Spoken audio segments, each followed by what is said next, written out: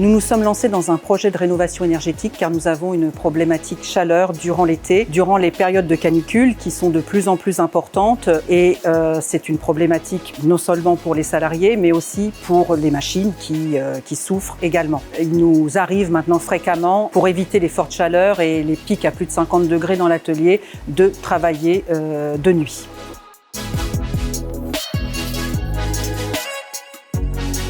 Je me suis tournée tout naturellement vers la Chambre de commerce de Rouen par le biais de mon référent qui m'a proposé de faire partie d'un projet Smart Building qui consiste à réfléchir sur la rénovation énergétique des bâtiments.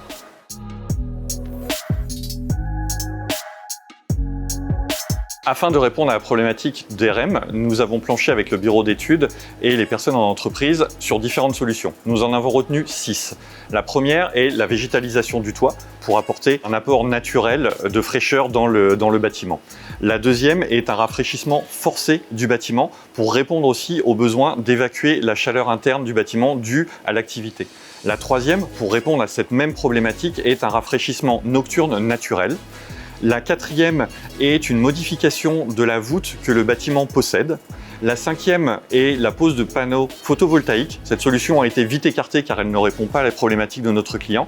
Et la dernière solution est la pose d'une membrane Derby-Bright. Nous nous sommes tournés vers cette membrane car en regardant le dossier RM, nous nous sommes aperçus que la majorité des calories emmagasinées par le bâtiment provient de sa toiture. L'avantage de cette membrane, c'est qu'elle a un pouvoir réfléchissant de 82%. Et enfin, cette pose de cette membrane se fait en surtoiture, ce qui fait que nous ne gênerons pas l'activité dans l'entreprise.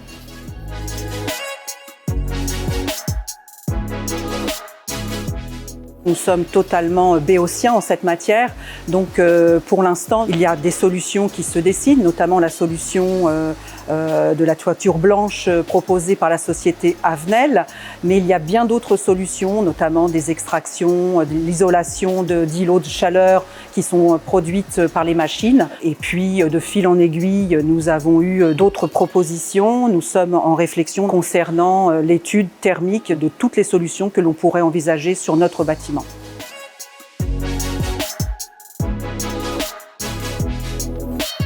Alors surtout de prendre la tâche de gens compétents en matière de bâtiment, de bien réfléchir à toutes les solutions qui existent sur le marché, parce que comme moi, la plupart des PME n'ont pas le droit à l'erreur, parce que c'est comme un investissement de rénover un bâtiment.